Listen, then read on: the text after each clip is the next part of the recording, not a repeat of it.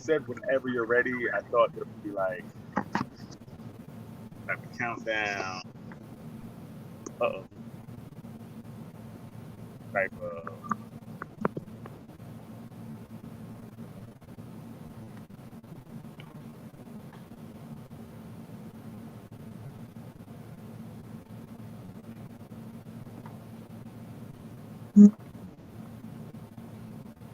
What do we?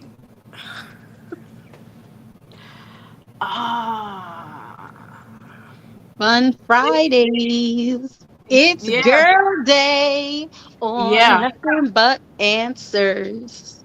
absolutely, absolutely.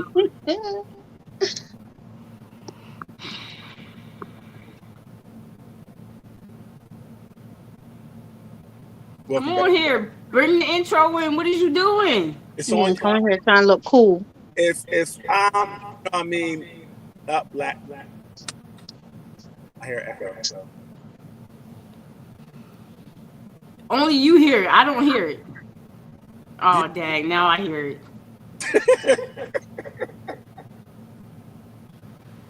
Oh wait.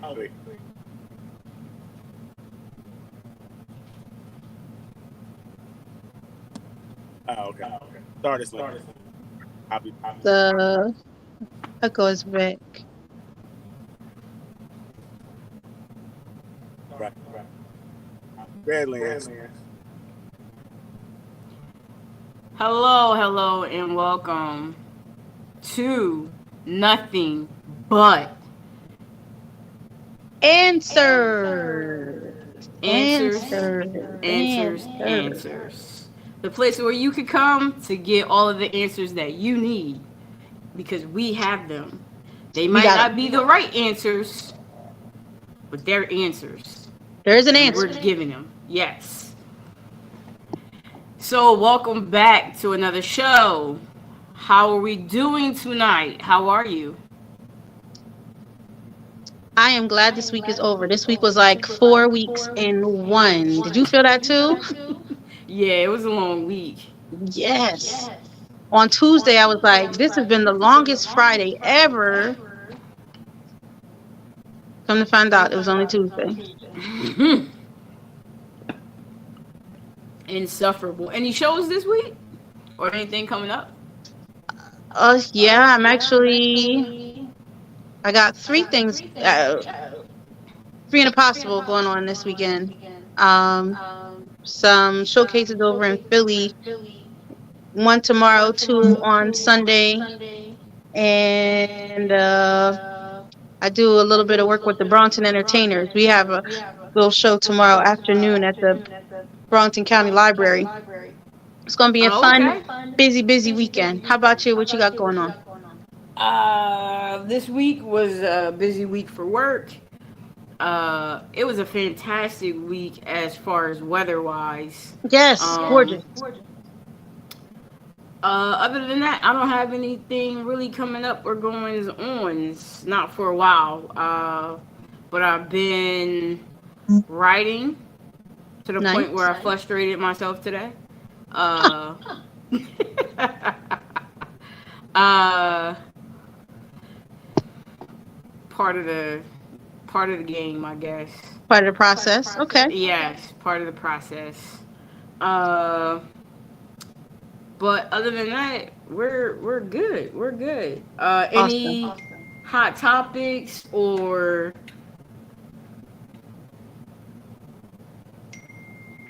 I don't know how important it is to the rest of the world, but in my household, it is a huge deal that LeBron James is coming to Philly. That is exciting yes. because my son idolizes LeBron James. Like that is his goat. I'm pretty sure I'll have a grandson named LeBron at some point. However, he does not support Philly sports in the first. So I was cracking up. Don't be clearing your throat up there. You're not invited. This is not your moment. This is my moment to be able to talk about this freely. I laughed hysterically as soon as I found out about that contract because I know this is under my son's skin. But Okay. LeBron is in Philly. Uh, or coming. I've just been made aware of some technical difficulties going on with this broadcast. So I'm going to pop you out. We will be right back.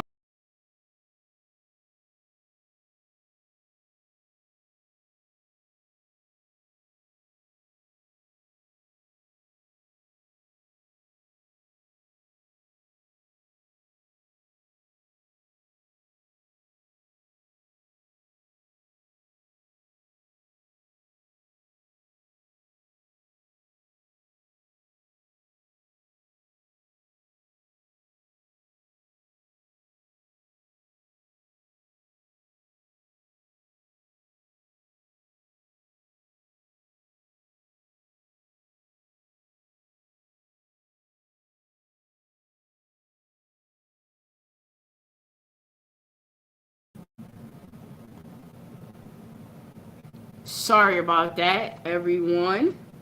Truly, truly apologize. Um, so we're back. LeBron James in Philly. Bron.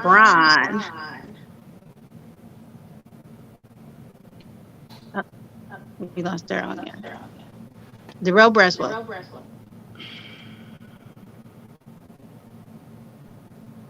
You have any thoughts on it, Leanne? How you feel about LeBron coming to Philly? Um, to me, I don't understand the decision, but I'm not huge into numbers and the whole analytics of basketball.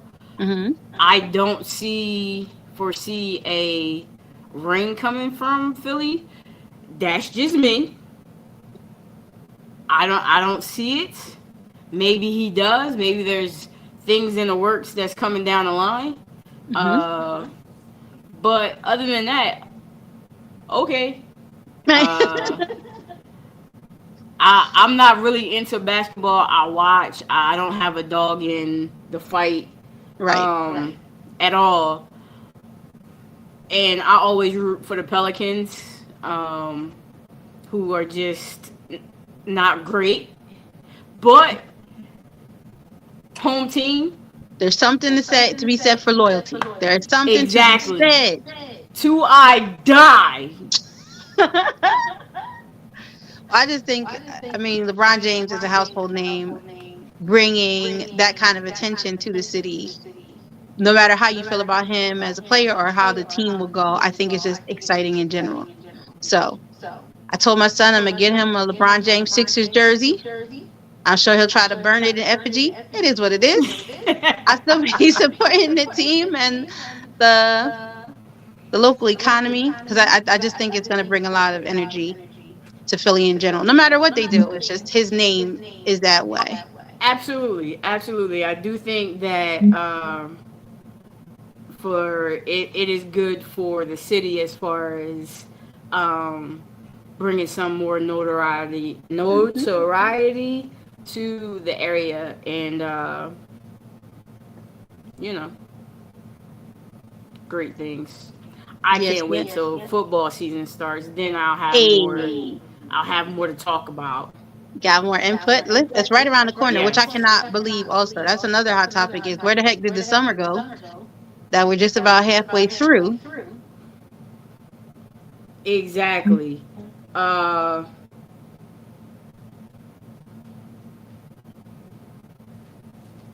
I'm sorry. We're still dealing with tech issues. So do we need to end the broadcast and try again? I'm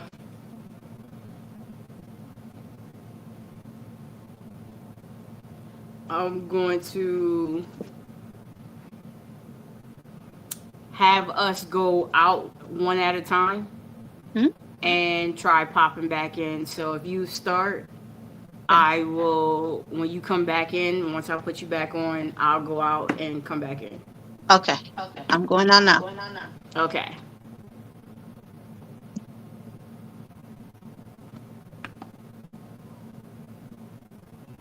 For those who are watching us right now, thank you for your patience. Lee. Yes. All right. So I don't hear echo. Okay. Listening over on one of the streams, and it was de-echoing. So I'm not sure if she did something different.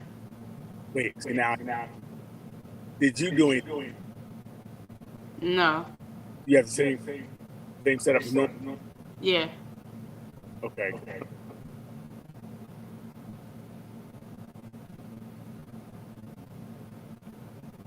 How do you talk? What do you mean? You have a microphone, Yes. and you don't use headphones. No.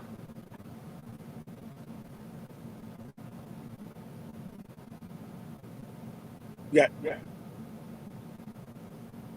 I think it might be you. And I think microphone up our sound. Yeah, but I have the same setup every week. Okay. But it was clicked off. I started hearing my. What happened? When she clicked off, Okay.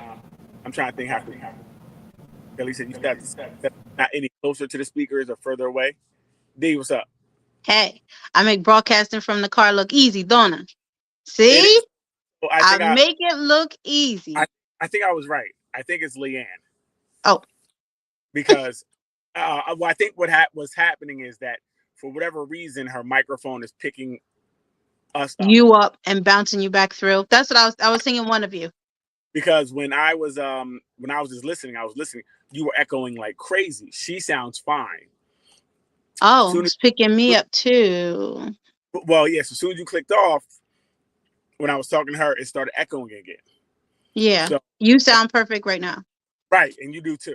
And like before, it was echoing like crazy with only when you spoke, like you were echoing. She wasn't.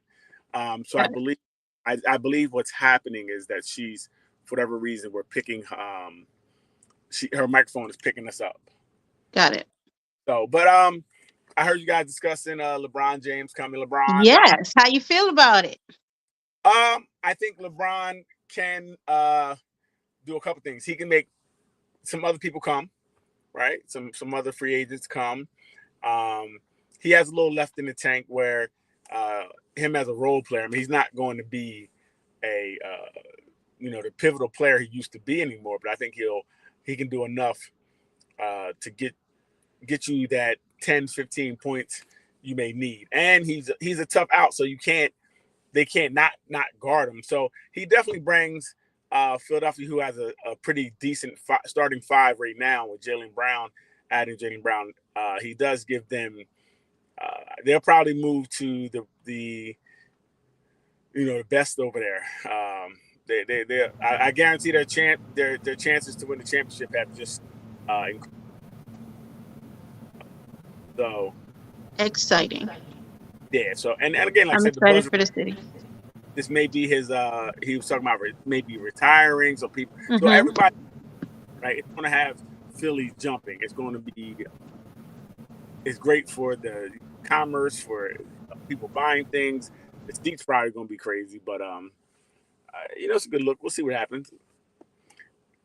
It sounds good right now, Leanne. How are you? Let's hear you.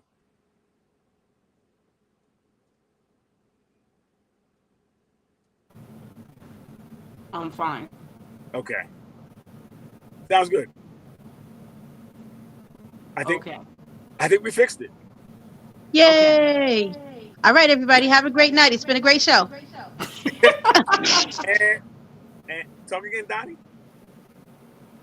Say again. Am I echoing again? Yes. Darn it. Yes. So we know who the problem is. Why? Try it now.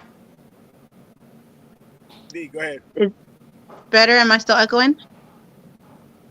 I don't hear it. I think that was it. I think that was it. Yeah, what'd you fix, Leanne? Did it go away?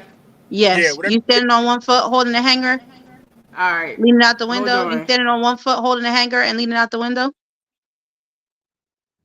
There she go. She's gonna fix it. So, like you said, the summer blew by. Flying. Yeah, but I mean, the summer's only a good 2 months anyway. Once you hit July, it's over. Right. To be honest, because time is moving faster. But and the weather, I don't like this weather. This is more fall weather for me. I want it to be 95 plus. You know what I mean? I need it to be hot. This is not hot enough. I just don't. I don't mind 95 plus. I just don't want the humidity. That's what I like about these last couple days. I need all that. I want the humidity. I want it all. You understand me? No, thank you. You You understand can me? have that. 1 or 2 I days of need it. that, and we're good. See, this is the problem. We're tropical people. We need the heat. Yes, I love the heat. I'll go to the desert. Just to keep the humidity away. That was my favorite part of Vegas. My skin was loving that sun. 101 Right. degrees. Yes, all day. Just no humidity. Listen, I don't see you slackers. anymore. Oh, Where'd you go? it turned me off. I'm here. I was looking at my notes. I can hear you. I just can't see you. Just making sure it was purposeful. Yeah, I was looking at my notes. Sorry. Yeah. I didn't know if it was going to click me off. But Mm-hmm. so hopefully Leanne works it out. But we were talking and we're getting into how things. It's been tough these last couple of weeks. I think America has shown you who America is. Where if you asked, and I can't wait for Leanne to come back to opine in this as well. But when you ask a question, how that can, if you don't take what they say at face value, then you're the problem, right? So we were talking about the Mr. Wells, where his family's like, look, we don't know what happened, and we just want to get in. We just want to know what happened, and from them saying they want to know what happened, they're getting death threats. Mm-hmm. They're being called race hustlers. Mm-hmm.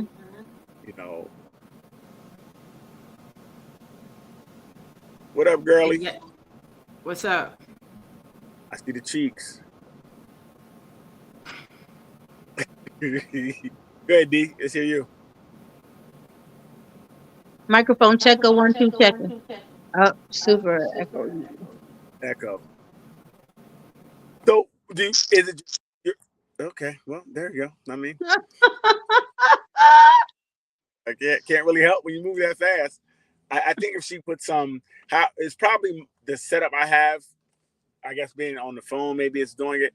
I think if she put headphones on, where it didn't hear. But anyway, so it's so interesting that if you ask a question, you become a problem. Mm-hmm. America doesn't like, especially certain people asking questions, is a problem. You wanting to get the truth is a problem.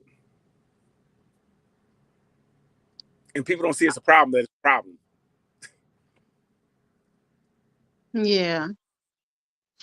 I'm torn. I don't know if it's necessarily that you're trying to ask a question, but that they are finally challenging the status quo, which is the value of human life when the skin was brown. Shouldn't matter. Like, why are you troubling these good people when it's just another one of them? I think that's what the struggle has been at this time.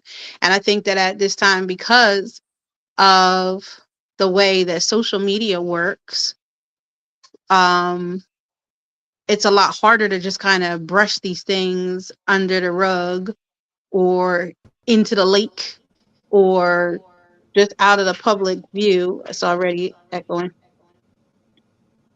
out of the public view. Yeah. I think now it's just kind of hard to make it go away. Thanks. She's not even giving a chance to. Well, I think.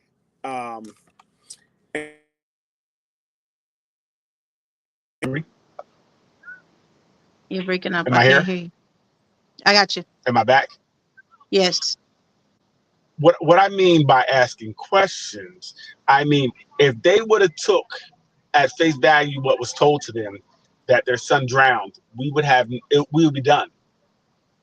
Right? Sure. There would be no outrage.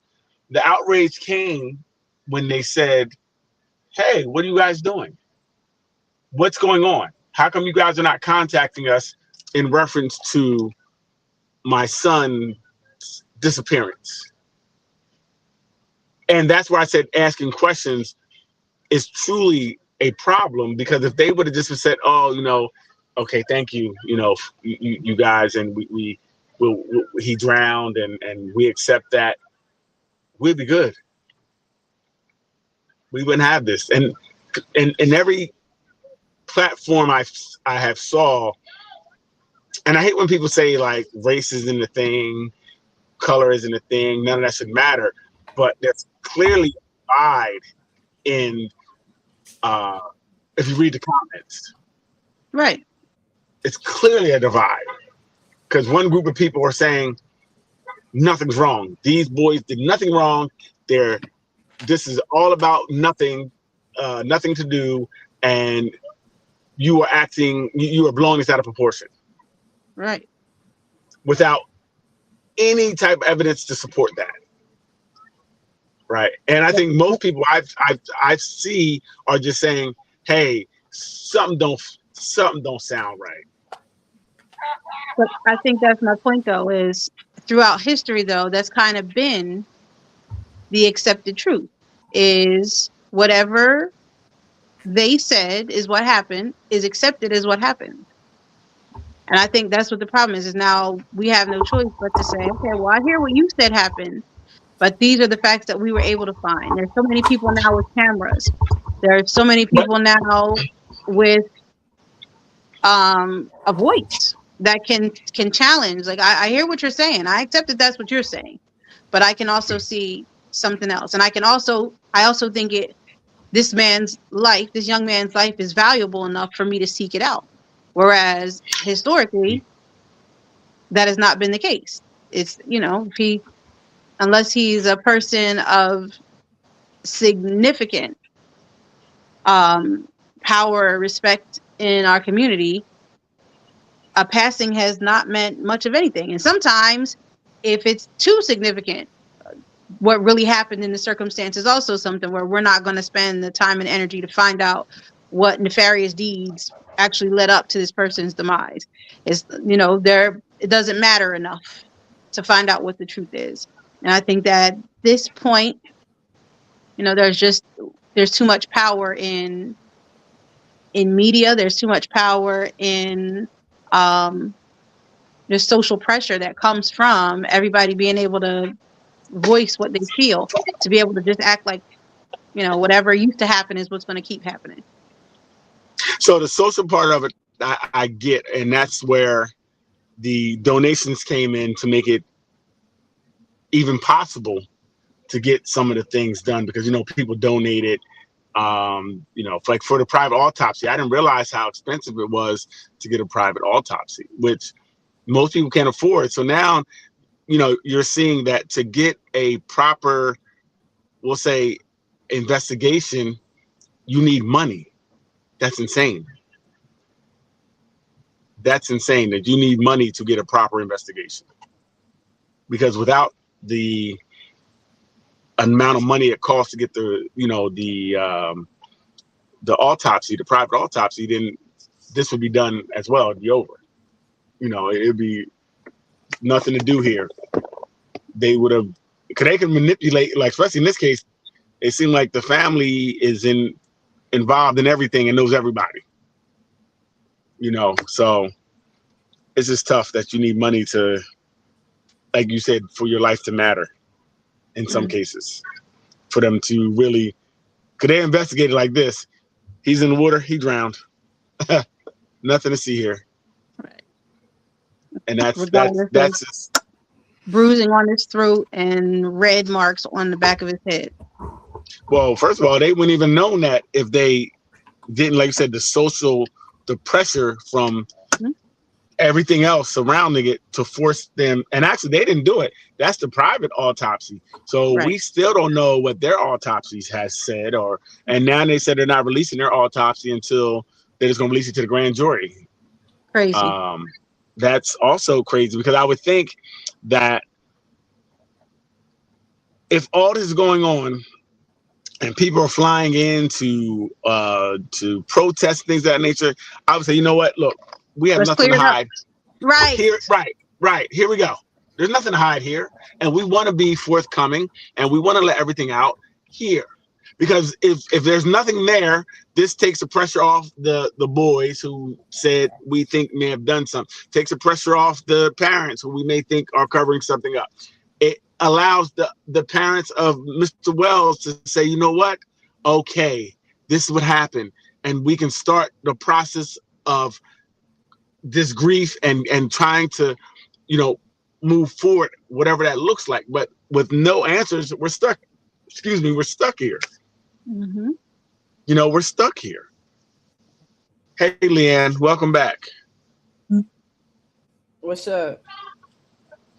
You sound wonderful. Thank you. No, I like your headphones. I appreciate you. They're not the little cat ones that glow in the dark. You don't have those on right now, but that's only for your other. Never have those. Those are I'm more sorry. your style. I'm sorry, I can't. That's her when she's in her OF mode, and I'm not talking about of.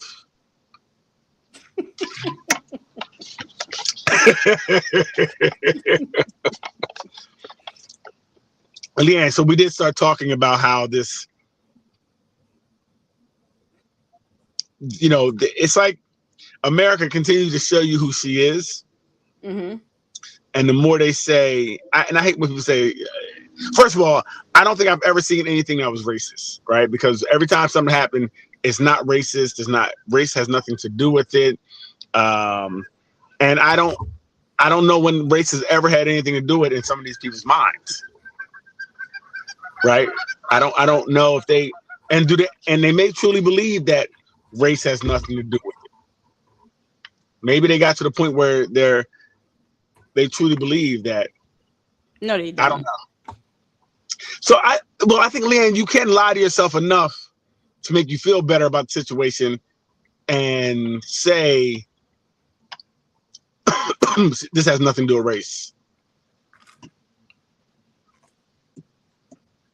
I guess if you're not from that, if you don't live it, it maybe is more easy for you to because like I said, I don't know what it is to not have race be a key factor in my day-to-day.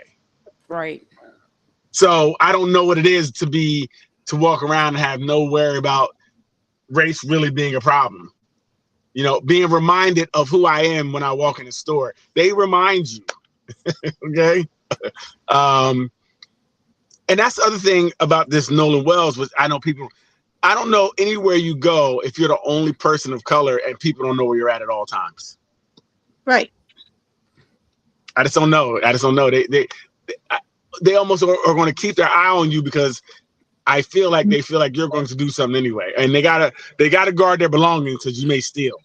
Right? Of course. You may steal. Hey, watch Jerome. He may steal. And even if you're there and you don't, quote unquote, pose that much of a threat to them, they still have to go out of their way to let you know that they are superior to you and let you know what your place is. But I think that's because they think you're a threat, right? I don't think they don't think you're not, right? I don't have to prove something to somebody that I don't have to prove it to, right? If I'm cool, I don't have to prove it. I only prove it so that I can show you and myself that I only do it to humiliate you and let you know don't you ever think that you are on my level. Right. Why would you do that? You wouldn't do it to somebody who you didn't feel was on your level. Yes, I would. Really? Yeah. Why? So you're saying you'd waste your time going to the person that wasn't on your level to make sure they knew they weren't on your level? Yeah. Oh, well, that's different. I don't know people. Usually deal with the people who you know, who you feel like could be on your level. Unless you're just a bully. You're just saying they're bullies all the way around. They just bully. All the way around. Just a bully. So I don't know. I think some of these boys, from what I've seen as a boy growing up in school, that was mostly majority it was PWI, and I was small, which was interesting. I was really little. As a freshman, real stats, I was about 5'2", 5'3", 100 pounds as a freshman. And I think I fought just about every day in school because I think I felt like they thought I was bigger and tougher than I was, especially where I came from. I don't always see that to be true. A lot of times people pick on people that they know can't or don't think can beat them. So I think to seek someone out, there has to be something in them and something to gain from it. This is not a movie. So in real life, I know, and I'm only going from my experience. Like I said, I'm not saying just what you're saying is not true. I'm saying in my case, I know because the things they say to you. Oh, you think you tough because you from such and such, right? Why do y'all think y'all tough? See, again, this is people telling on themselves. Right? Oh, you think you can beat me? I don't even know you. And actually inside, I don't think I can beat you. I'm 5'3", 100 pounds. I'm scared of shit. Okay? Shaking in my boots. But I know when I would talk big and talk crazy, that would give them enough pause to not really, some of them not do anything. But I think in their head, I was more of a threat than I thought, that I recognized. And that's how I felt. And that's just how I felt when I went to school. Because, and the last thing I'll say, the Black kids who lived in Cherry Hill most of their life didn't have the same experience that I did. Like when we came in as freshmen, they didn't get the same thing that I got. Right? They didn't bother them like they bothered me. Well, that's because they grew up together, more than likely. Right. So they looked at them differently. They weren't a threat. Yeah, so you have a different story than some and most. Right. So the ones that they already knew who they were, but the one they didn't know, who they felt possibly could be a threat, even though he was smaller than anybody else in the school, they went at. Okay. You know what I'm saying? No, I don't see it. But if that's what don't you see? Think it is, then what don't you see? Tell me what you see. I'm confused. I don't see that they only went after you because they thought you were a threat. So why'd they go after me? I don't know. That's why I said I don't know. But I I'm was telling not you. there. Right, but I'm telling you, that's how, and how you can know certain things is how people, what they say and what they, you know what I mean? If somebody come up to you and say, you think you're cute, then, and you didn't say anything to them, then what do they think? That you're cute? What would you think? Huh? That you're What'd you say? They think that, right? They're telling on themselves. It's almost like, that's why if people talk, sometimes you'll understand. Like when that person, or even when you grab your purse, when I get on an elevator, I know what you're thinking. Like, you don't have to tell me. I already know what you're thinking. And I don't want your little raggedy ass purse anyway. I say, sometimes it bothers me and I'll say something like that. I got to stop. I'm sorry. But it bothers me. No, you're not. No, I do try to stop because I don't want to get the cops called and then I have a whole nother problem. No, I believe you trying to stop. I don't believe you're sorry. Oh no. You make me right.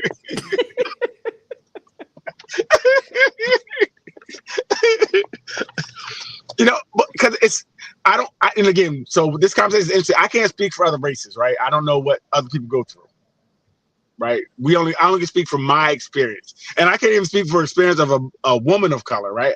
I don't know what you guys go through, but I know the stuff that I see, like I said, the purses or people, like I was walking to my car and the guy was next to me in his car, he almost, he was so afraid to make me afraid. He jumped, I jumped. Oh, I thought somebody was gonna get us both. I thought they were gonna get us both. I was like, they got us. But he jumped because of me. I'm like, bro, what are we doing? What do you guys experience any microaggressions? How about you guys? Anything that you guys can, like, I don't know, women all day, every day. Exactly. I feel like our lives are predisposed to by race and by sex. That is literally what we are always having to be aware of, always having to be conscious of. Can I have some example? I'm sorry, some example. Like, what are some of the things? Like, I get the purse things a lot on elevators, or people move to the corner so far away, like they can't go no further. We get the purse thing too. Really? Absolutely. We get doors locked. We get wow.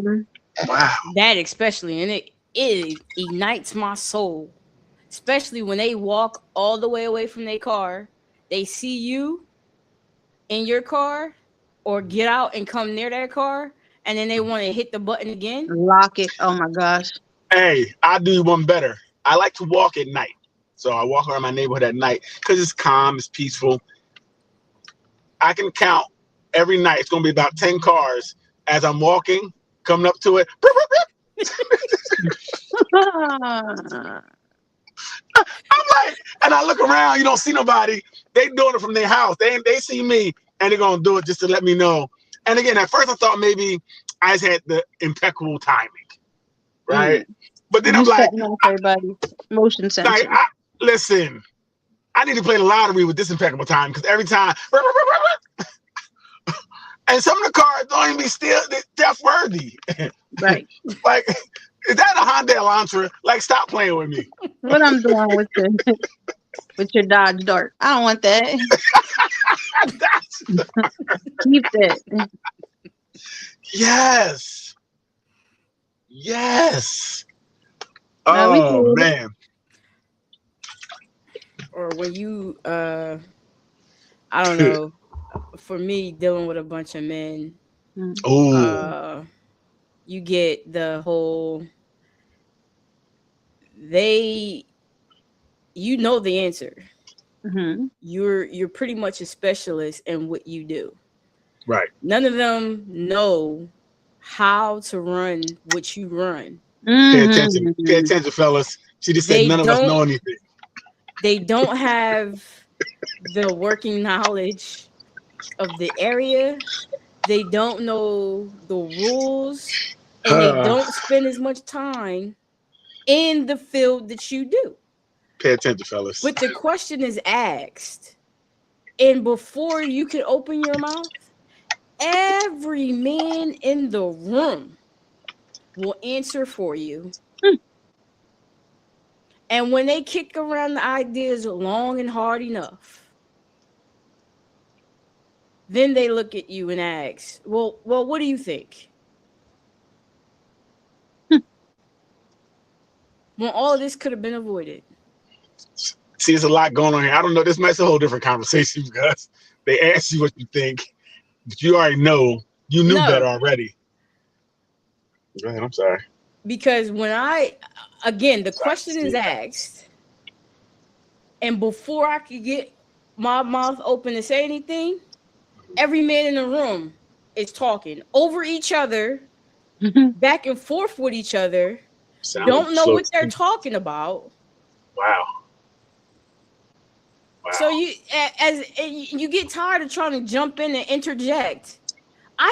There was an incident once where something was going on in my area, and I told them the spot that it needed to be in, and a man looked me dead in my face. No, that won't work. How about here?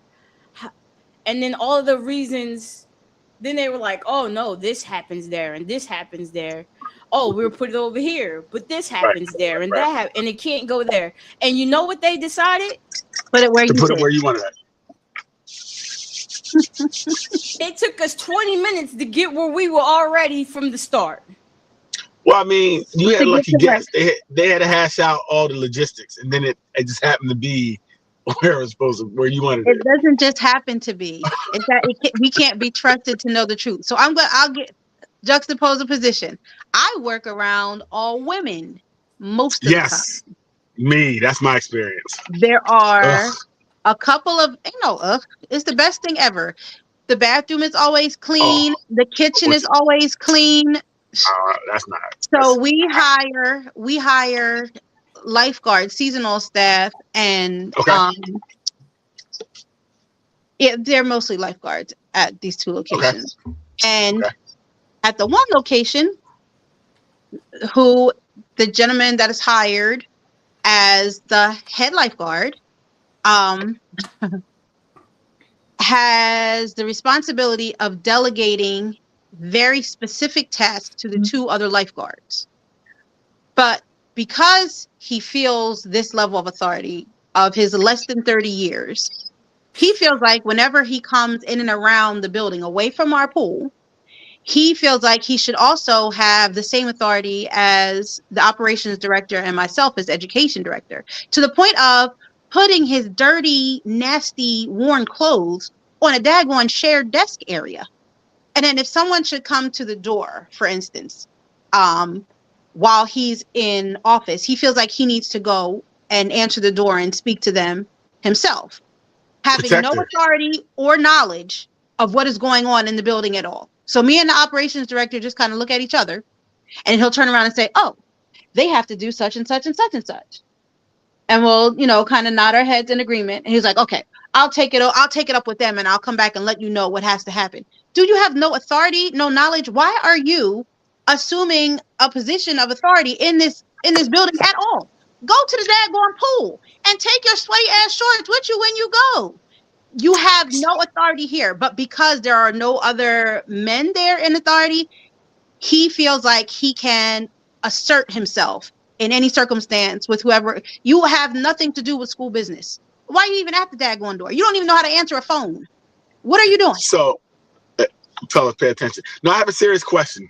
So, why is he allowed to do these things? Because if something is not corrected, it becomes correct, right? No, listen. So if he's allowed to do this, why? It's not that he's allowed. I hear where you're going. It's not that he's allowed. It's what he assumes. It's what he comes in on day 3 and does automatically, because it's assumed that he would be of authority because he is given some authority in the building.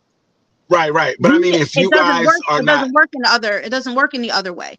And I would never in any position, even in the position that I'm in, I would not walk in a building where there's someone else already in place and in charge and assume that I'm going to do what it is that I think that they really should be doing, or that I have the right to do. Right.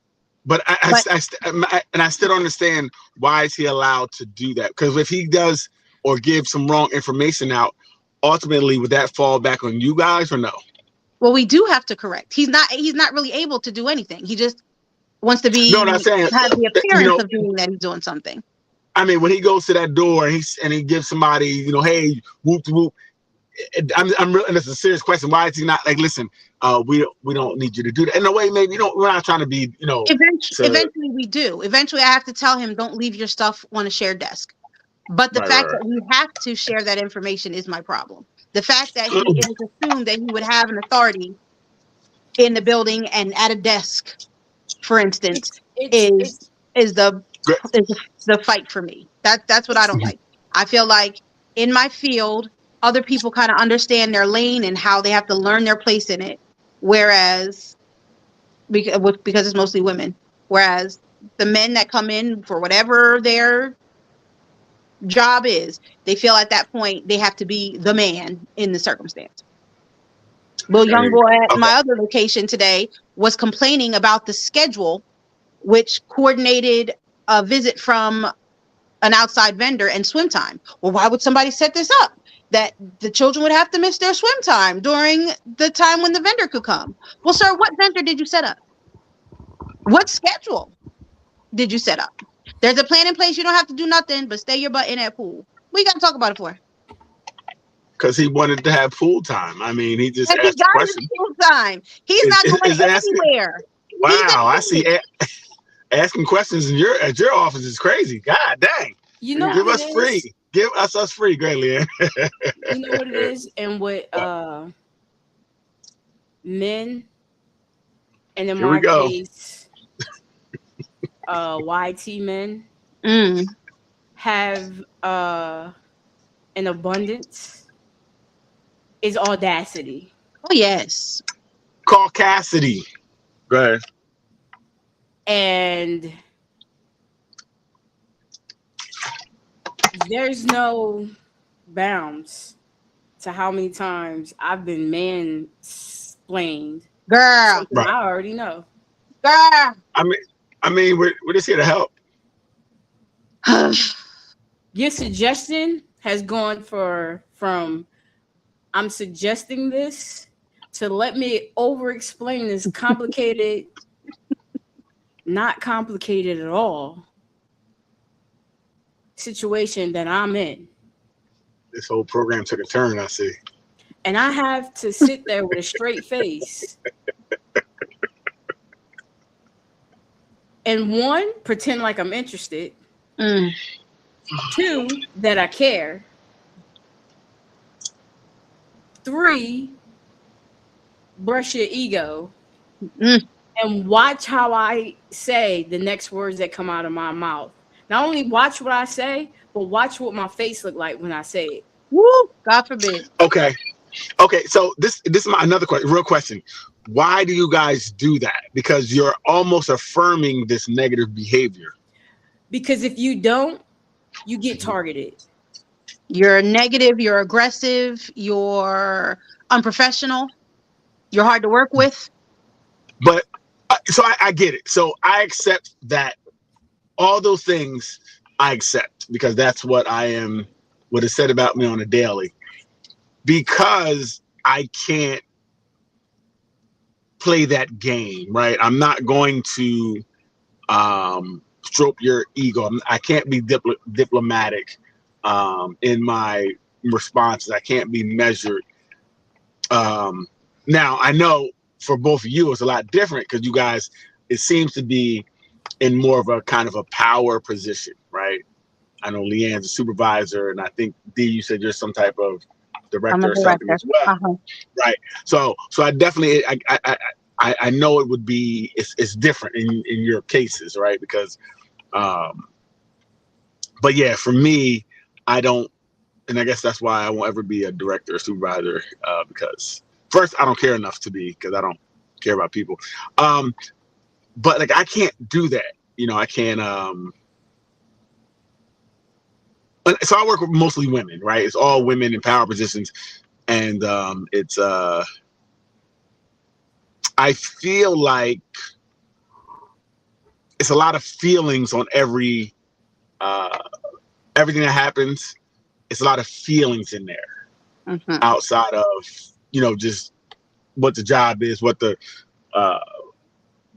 what the protocol is, what's the procedure, what's the policy. Instead of just following that, it's a lot of I feel, I wouldn't, and I don't care what you feel or what you wouldn't do. Let's just stick to the.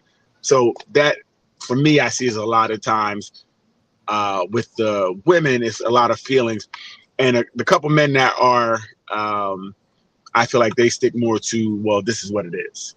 But I definitely understand that's because I think we are wired differently. So I do know the responses are more because we're wired differently, but I don't like the I feel type things. So does that mean that responses devoid of feeling or feeling in description are therefore less valid? Like, does that mean a man's response is more valid? It is less valid. It is valid because so it would be like if in this situation, this is supposed to happen, right? That's the policy. this situation, this happens. But then when you start putting your feelings in it, that can change what's supposed to happen. Right? And it can change it in a way that's negative. So it can make something happen that shouldn't happen. Right? Because you feel I wouldn't do that in my household. So now that's wrong in this other person's household. Now you make something happen because it wasn't what you would do in your household. That's not how it should be. It shouldn't be judged off of your feelings. I think with your situation, it's kind of different from ours because there is a lot of room. Well, at least from mine. I don't know. Go ahead. But I am a policy person, and I still am very disliked and I'm disliked because I go by policy. Mm-hmm. There's times where I'm going by policy on things, and they're like, "Oh, well, we have wiggle room. There's this, there's a gray area." But that's not what policy says. No. You're not disliked because it's a policy. Shut up. It's how it's you. It's more how you handle things because your emotions show through whatever you're doing. Right. So if you're upset, they're going to know you're upset. You can't hide it.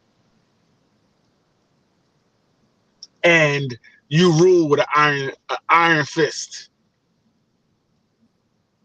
So there's not much room for mistakes after 30 days.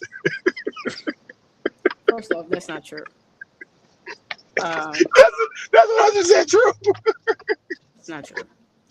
HR is not here, and it's okay. Hey, you don't got it yet? Did you not tell you how to do it twice?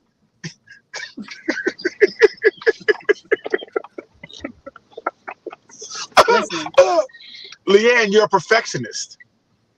And that's fine. But it's not when you put that on other people. Listen. I don't go 0 to angry. If I have to tell you something, I've told you several times before I get to that point. Several means two, y'all. It means Shut two. Up. It's because I've told you several times before I get to the point. Okay, enough is enough.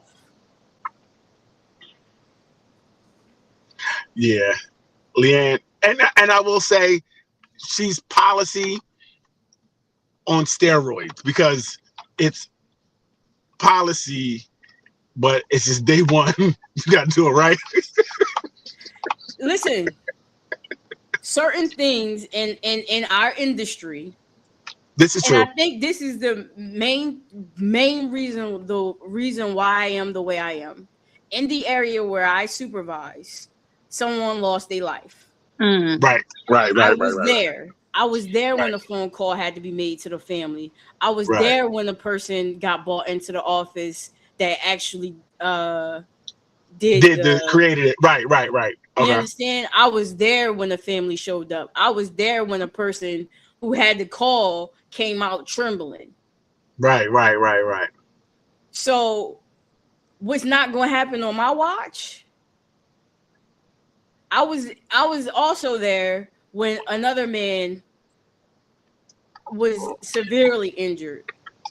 Right. To the point where it took him years to come back to work and still wasn't fully right. Mm-hmm. Now, I'm responsible for each and every one of them people. Right. When I first became a supervisor, I took those guys out and their wives out or significant others to let them know I owe y'all. I owe you to go home the same way you came in here. Right. So if that means I have to be the B word, then that's what I'll be. Okay, and that's what I was about to say. Do you see how those events shaped how you now see the job? Yes. And how it could be to the point where now you're to the other side where you're overly strict. No. I know you and see that see, fellas, that's called not taking accountability. Okay, it's all right. But no, so it could be that you are now, like I said, because of what happened, and you're like, it's not going to happen again. You are a little, tough. I am tough. Or what some of them say behind your back is impossible to deal with, but we can say tough. Yeah, impossible to deal with.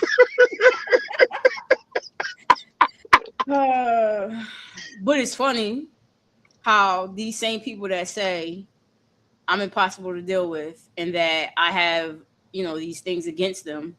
Right. When the other guys say the same exact thing that I say, they have no problems. So and that's the part I think where you being a woman is leading their perception of what's being told to them. The respect for or the value in your word or your knowledge of the job, like you said, is not respected due to, I think, you being a woman, a short woman at that. 100%.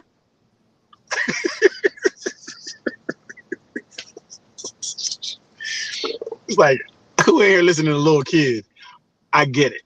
Then that has to be tough to deal with, though, right? Because, and not to talk behind, inside baseball, but it's times I've been on the phone and heard like people just undermining your authority. Mm-hmm. So when people above you are not respecting you and your title and your position, then people below you don't respect your title, authority, or position. So now it makes it very tough to do your job because I can't do my job because now people are not respecting me in a way that they should. Mm-hmm. Yeah, so that's real. That's real. And I do see that happening. And D, so you work with all women. What power struggles do you have with all women, if any? Well, I am a Black woman who works with several different races of women otherwise. Okay. And inherently, we therefore have to prove ourselves that much more worthy or that much more knowledgeable in order to gain the respect that others get as soon as they walk in the door. And for me, especially, I work in very diverse schools, which I love, but you can also see that it is across the board internationally that Black women are automatically assumed for one in a very specific role. Sometimes they're very surprised to find out what my role is. Second, they're surprised to find out how much knowledge and experience I actually have in the field.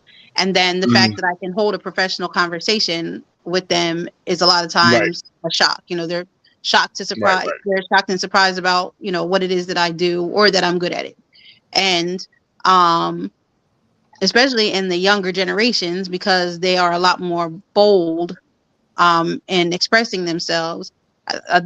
Some of these girls will literally they'll test you. They're literally testing your ability to see what it is that they're doing and identify, especially since COVID, a lot of younger people, I'm not just going to say women, but younger people really don't want to work, especially not on site and 5 days a week. Absolutely. Everything feels like too much work. Right. The second you go to them with an expectation of work, it's received like, well, that's too much. Like everything is too much. Well, I'm not asking you to do anything other than, like Leanne said, I'm a policy person. And I know that policies are in place for safety of children, for protection of self, and for protection of company. So for me, the best thing I can say is it's written here. You signed off and agreed to it. So this is what I'm expecting you to do. This is not personal. Right. This is not, I'm not holding you to a different standard than I'm asking anybody else to. But a lot of times in the way you speak in general, like, so there, I'll give you a very specific example. In my role has changed dramatically in the last year. And there were certain members of our team. Our team grew very quickly. Certain members of our team have been elevated to a certain degree. And I was kind of given I had a hard road. I was really trying to fight to prove myself to Right. some people on my team. And one of my coworkers, who is not from this country, pulled me aside and she goes, "You know what? It might be the way that you talk." And I'm like, What? What? what is it about the way that I talk Right. that's Right. different than anybody else on the team? And so she's taken aback because, she doesn't know how to explain what it is. In the meantime, English is her second language. I can hardly understand anything that this woman says. Anything. Right. So what is it about the way that I speak that would make me seem less knowledgeable or less qualified in a position when I have more years of experience than anybody else on the team, including my new supervisor? There's nothing about the way that I talk that gives that implication, but there is the understanding that I'm a Black woman, especially a Black woman who wears her hair natural, and every once in a while my hands are a little expressive, that I'm being aggressive when I'm expressing passion. And I'm never disrespectful. I'm never unprofessional because I don't like losing control. So you're not going to knock me off my square and catch me doing something crazy, mess up my pockets over some nonsense. I'm always professional. But just the fact that was the, they probably think you're a little ghetto is what she wanted to try to tell me, but she couldn't think of the words. So, she could think of the words. She said she just would get fired. Go ahead. Hold on real quick. China Walker Jones said, "I'm all late, but I'm about to lose my religion policy. I'm gonna just sit and sip my tea because if workers follow policy, my grandson would be with our family. Man, right. FDCP in the boat they came in on. 100%. 100%. Y'all probably not even talking about DCPP, but I'm traumatized. Part of why I retired. Man, who y'all talking about?"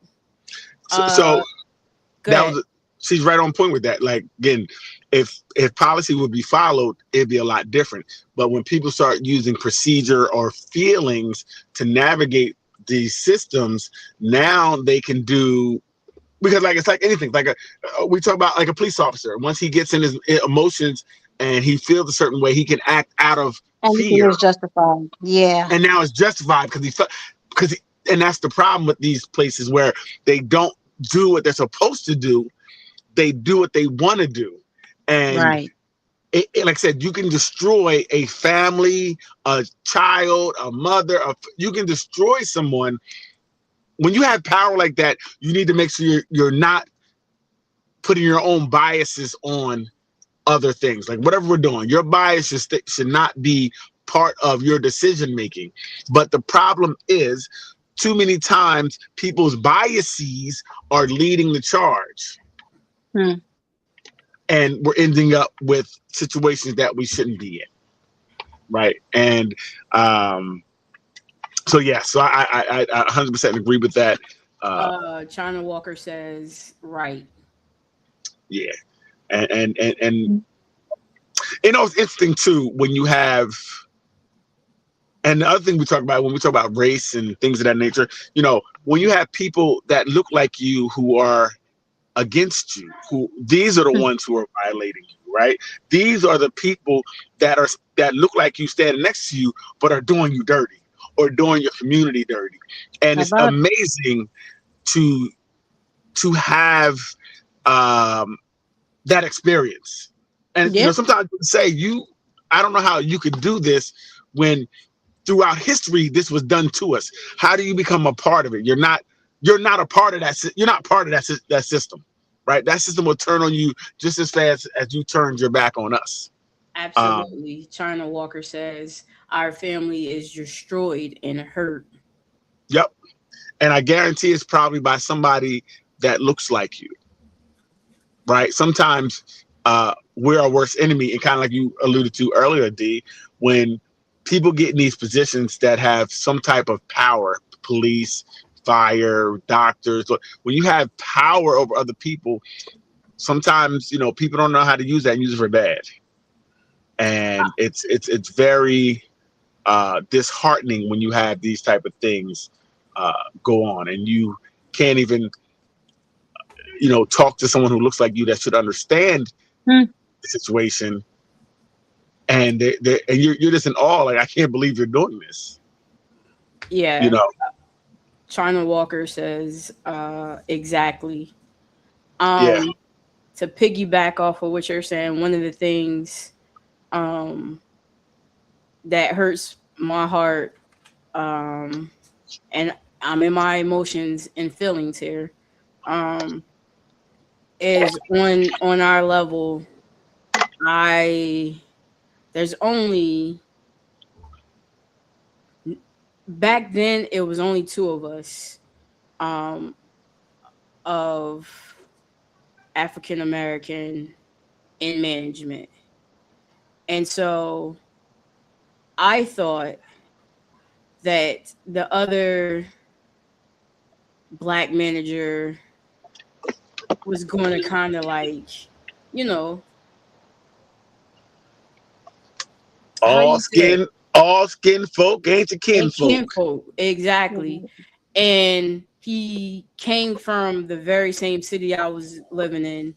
So it was like he turned into one of those, I made it and you an N-word and I'm better than that. Right. And every chance he gets, he targets my area. And I'm like, I got all these other people going against me. Why do I need you too? Well, because the spirit of Sambo is alive and well. I'm sorry, I didn't mean to cut you off. And furthermore, it's because it's what's safe. Correct. I know if I go after you, there's nobody's going to fight for you. Nobody's going to say what I'm doing is wrong because it's you, as opposed that I go after someone else that maybe have the complexion for protection, that if I go after them, then they're going to come after me. Right? So it's easier to align with the group than to go against the grain. You're easy mark because he knows nobody's going to come to your rescue. Actually, they want him to do their dirty work, to be honest, whoever they are, but that's what happens. They want someone to do the dirty work. And it looks really good when the person looks like you. So now you can't use this was motivated out of race, or this was motivated out of any other thing than your work ethic, because this person looks like you. He looks just like you. Can't be race.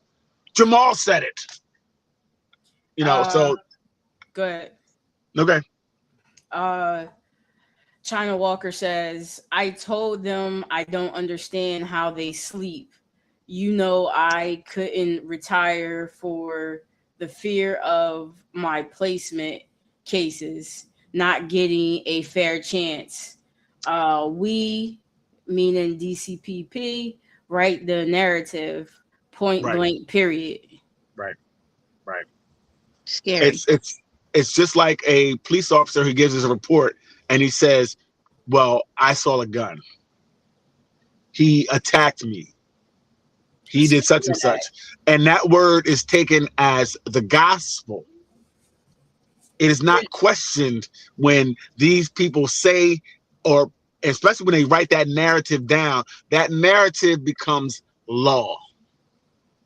And it's very difficult for you to persuade someone that what's being said is not true, because these people are given the already being looked at as truth tellers.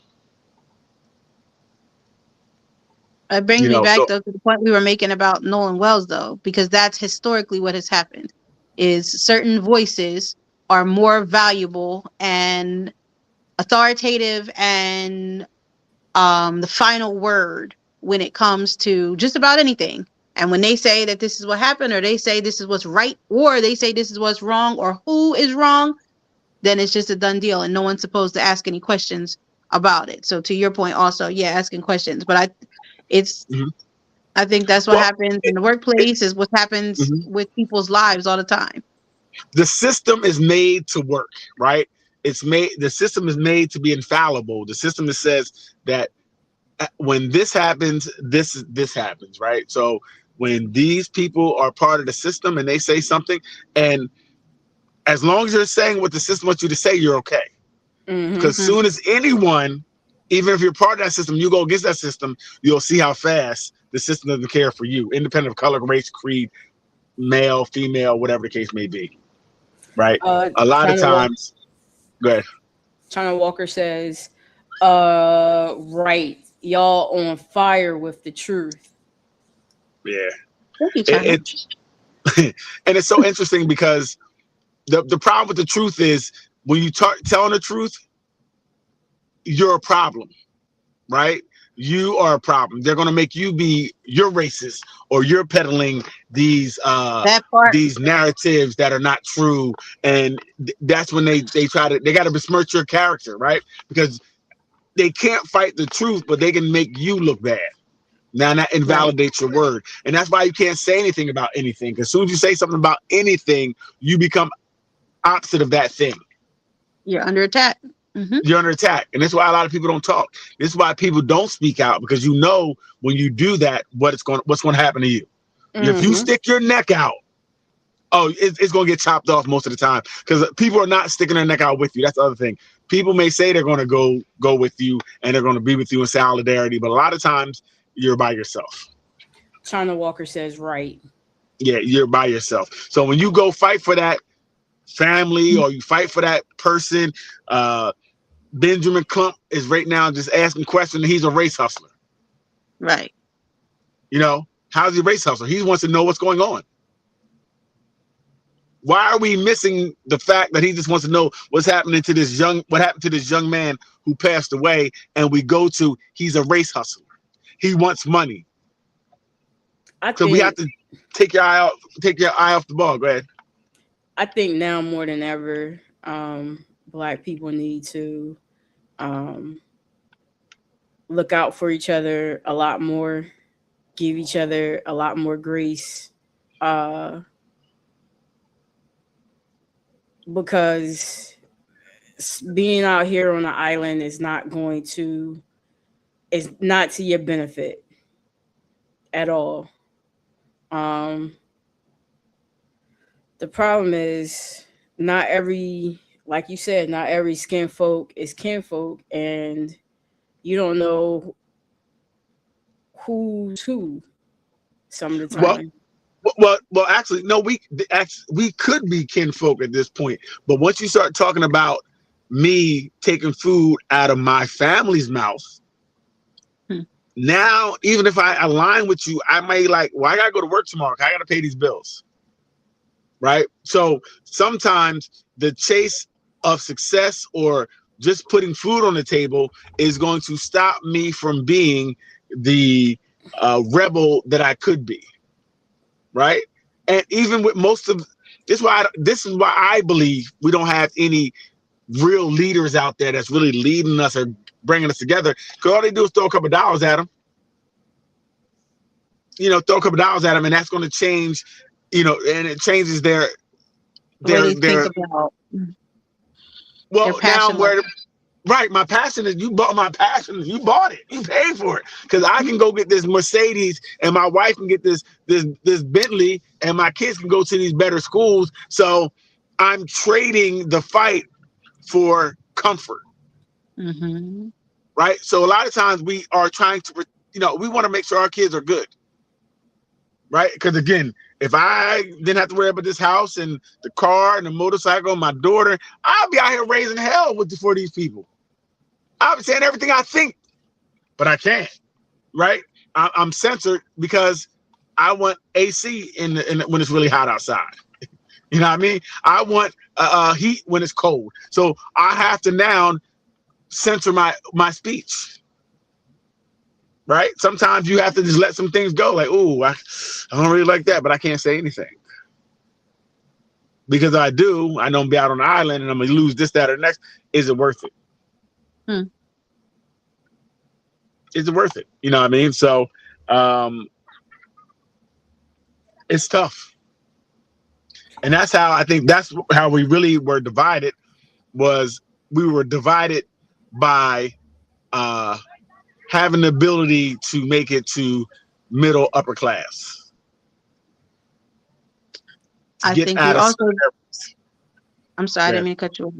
I was just saying, I think that the division is, it's only though a small percentage of us that are going to be able to do so, and therefore, especially like in the workplace, it becomes competition for affirmative action. There's 3 of us. They only have to keep 2. So it's almost like now I'm automatically in competition with this person. I personally, I don't do well in those types of circumstances. And I have been on a corporate level in early childhood education, even to the point of suing a company to that extent, because a lot of times Black women, especially light skin, it's terrible to say it, but light-skinned Black women have been the hardest for me to work with, because they look at me and immediately think, oh, there's already one of us here. Like, no, it doesn't have to be. We could both be here. But that's not the way historically things have been shown. That's why I say the spirit of Sambo is strong, is that everybody's not going to be able to come in the house. But if you're in there, then somebody's trying to get your spot and you automatically feel like you got to, keep them at bay. I think it's a sad, sad way that our country tries to pit us against each other that way. I'm always trying to help everybody, to my detriment. That's why I'm in the worst condo on the block, because I won't cut this place to get to where I need to get. Right. You know what I mean? What were you about to say, Leanne? You forgot? Yeah, I'm sorry. but was it light-skinned Black women? I'm sorry. I want to bring up. Wait, before we switch real fast. Yes. Go ahead. No, I forgot to. Go ahead. I forgot to. Dag. Oh, with the affirmative action thing, like now we're even lacking in that. With the all you DEI hires. Yeah, exactly. And now they're taking that away. And so inclusion, is no longer a thing anymore. Where, for us, it was needed, it's necessary, because they're used to controlling the pot. They're used to monopolizing all of the resources. And DEI and affirmative action and things like that made it a way impossible for us to get a foot in the door. And then you continue to strike at all the other different types of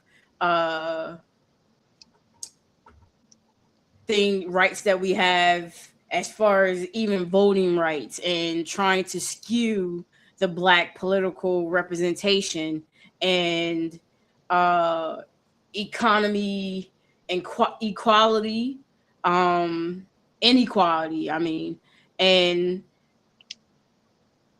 the list goes on. The list goes on. And then you wonder why people of color are walking around here and you feel like they got a chip on the shoulder, because how would you like to every day walk outside and just have to fight for every single inch, every single thing you got all the time, while trying to make yourself still look presentable enough not to get shot, or presentable enough to be liked enough to get a job, that you already are overqualified, and you still won't get the same pay as someone of opposite skin tone as you. It's a smack in the face every single day. Well, again, and I was about to say, and I want to go back to Donnie's point where she was talking about like the job and getting, so like there's jobs where you have, you know, where it's not merit based. All your raises are basically on a scale. So everybody gets the same raises at the same position at the same time, right? So there is no incentive based raises. There are no incentive based hires. There's no incentive to do anything. But I've seen people in these type of jobs still fight and still do all the cattiness, kick, and this could be people of the same color. Yep. You're not getting anywhere. There is nowhere for you to go. Everybody's gonna get the same thing, but you're still fighting, backbiting, telling, doing things to think to get ahead, and you're getting zero. Really, you don't even get a pat on the back. Massive. Right. But Massa look like you. Right. Sometimes, you know, and that's one thing. And if we just start thinking about ourselves, we have to really reset the way we look at each other, the way we think about each other, because we are truly our own worst enemies. Right. We have enough to deal with outside the house that inside the house we shouldn't be having our domestics, right, where we're fighting each other, right? And especially when we're fighting each other for, at least like in your situation, Donnie, you might be able to get ahead. I might be able to kick you down to move up, but it ain't no, some of these jobs ain't no kicking down, ain't no moving up. You all gonna move up whether you do nothing or everything. Everybody's moving up. So why are you acting this way? And that's that self-hatred we have for each other. That's that, you know, when we came, we were all different tribes anyway. So we might have been tribes that didn't even really mess with each other. Right. And then you say, we're all going to be one. Well, we're not all one. We are very different, you know.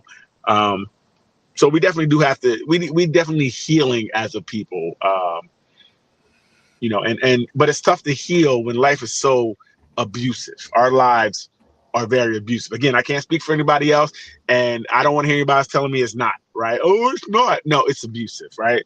It's abusive, like Leanne just said, where you have to, you know how many times I have to try to make other people feel comfortable, right, in situations? Like I have to go out of my way to make you feel comfortable. You know, so that you're not afraid. You know, I got to make sure I say, hey, how are you doing? Put my best voice on. Hey, how's everything? Top of the morning. Like, so you feel okay. That's a lot. It is a lot. That's a lot. Do you one better, though, when you said you don't understand a woman's perspective? Because this goes back to, I dropped that video in the chat about the young lady who said she tested all of her male friends to see if they would respond if she asked them, if she made a sexual advance at them. And if they agreed to the sexual advance, she cut them off because that means that, you know, she couldn't trust them. But a man doesn't understand. No, listen though. A man doesn't understand that as much as you have to not offend, we have to also not offend, but we also can't give too much kindness because then it's seen as a welcome or as an opening. Oh, absolutely. Absolutely. So women have to walk to balance that line even more so. But most men have the same response that you did to what that young lady posted. Like, oh, you won't cut off all the men because they're just being men. No, we are constantly trying to figure out where the wolf is.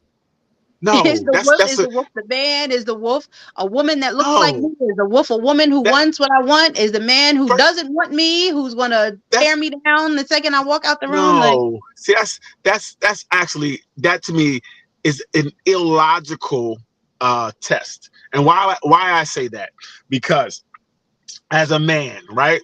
If I'm saying, you're attractive, you're a nice woman, and we just end up in the friend zone, I'm still being a man by being here, protecting you, being your friend, being all these things, right? Not making any advances to you, not doing anything. But once you play the game and say, hey, listen, I want to do this, you open a door that I had closed. It's not fair for you now to say, I don't want to be your friend. after I played the game and dangled this in your face. That's illogical.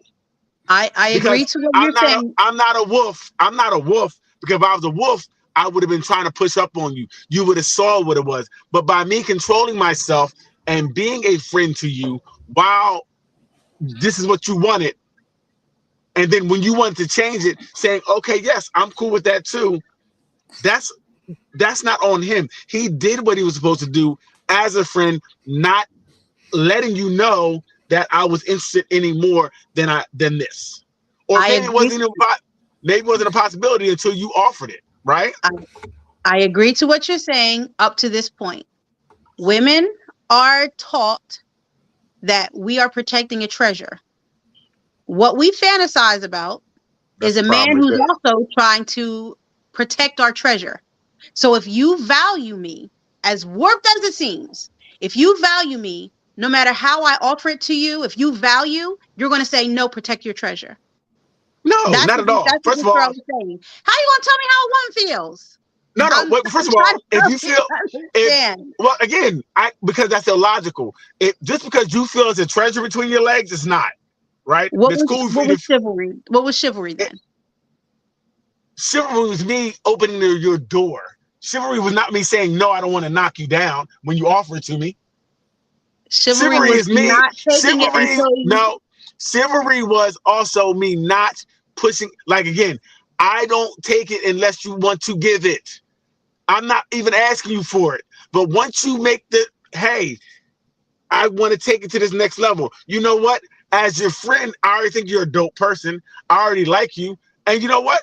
I can see myself with you. Because most relationships start as friendships. So if you want to go to the next level, you know what? It makes sense. We built a great friendship. I can see myself with you because you're cool. Okay, let's do this. You're arguing the point I've already accepted, Daryl.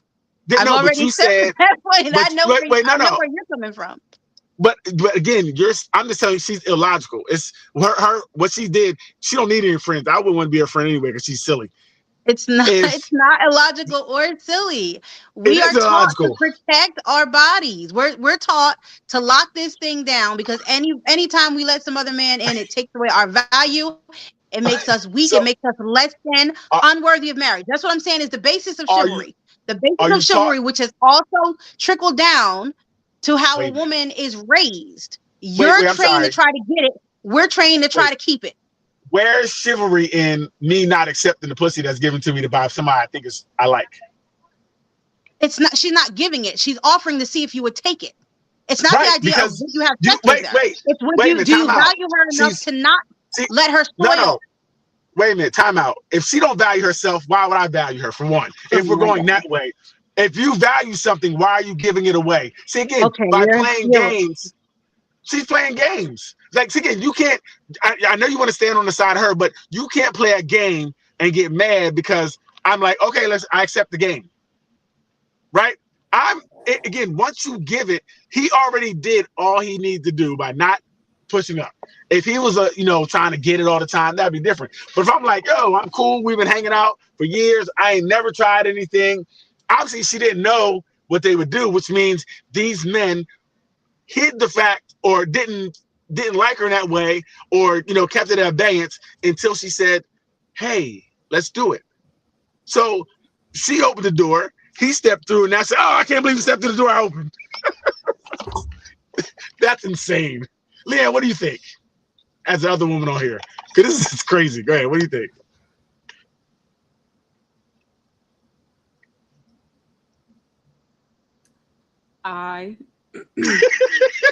Yeah, you gonna stand up for the women? What are you gonna do? The women are all looking at you.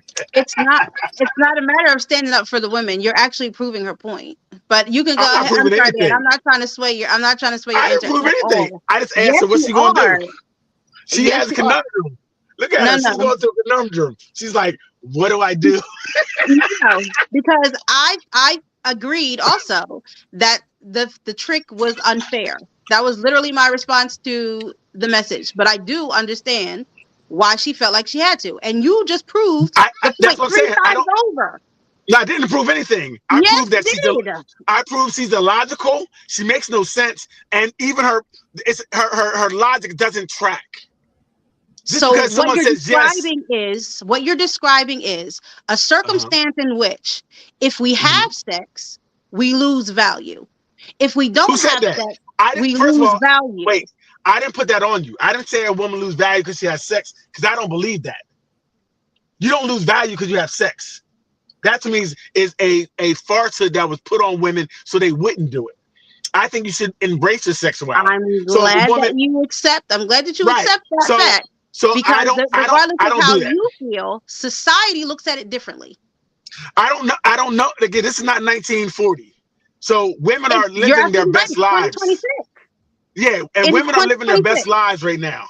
Right? Women are living their best lives. Those women? What do you feel about those women who are living their best lives? Are they white? Are they white material? I just told you, sex is not going to make me feel you less or more than wife material. Wife material would be how you act when we get together. Now, if you had 500 men, then I'll be like, hey, that thing's a little worn out. I might not want you. But most people don't have that. Most people have a normal number of people in their life. I'm not tripping. What's a normal number? I'm just saying, like, whatever your number. I mean, if you're 50, you got 50, I wouldn't trip. So you're marrying a woman who's had sex with 50 men. Most likely you will be. If anybody thinks a woman's out here and having very, very, very low numbers, I would think that would be silly, because women are you have relationships, you break up, even if you met a dude, hung out with him for 4 or 5 months, and then you took it there, and then y'all broke up. You met another person, 4 or 5 months, took it. In a year, you could have had 2 people. So by the time you're 50, right?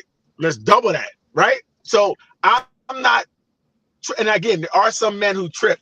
I wouldn't be. Most men are not going to trip. Boys will trip. Grown adolescent men will trip. Men won't trip.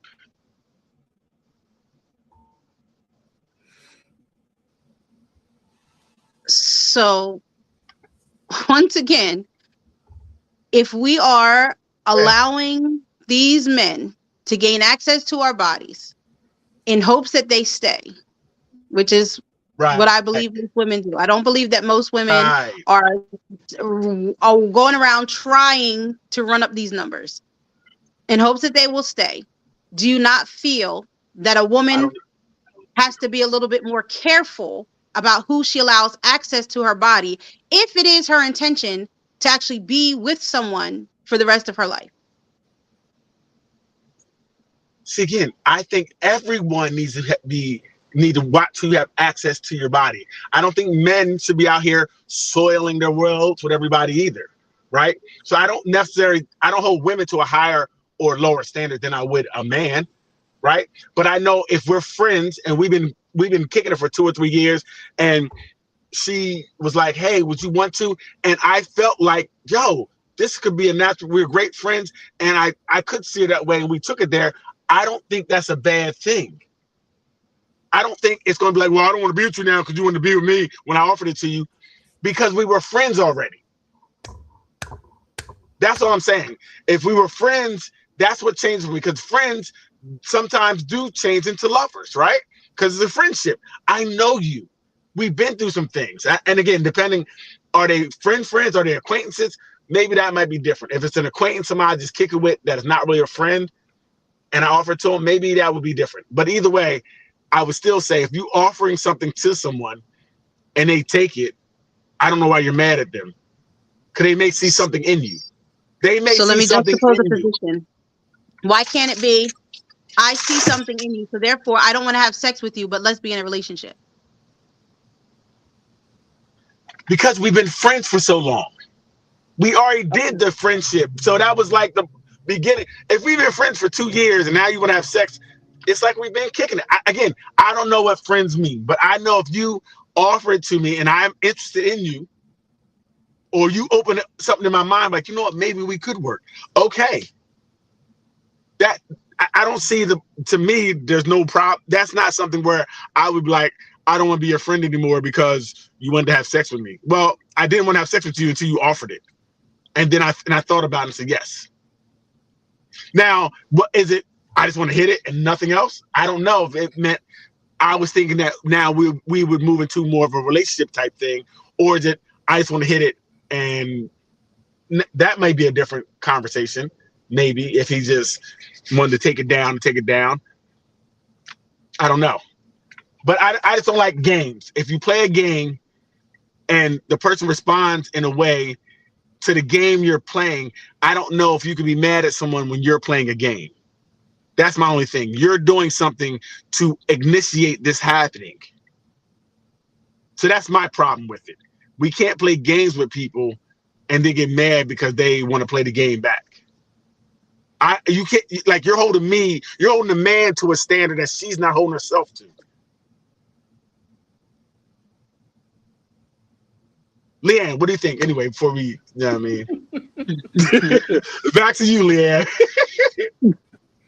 I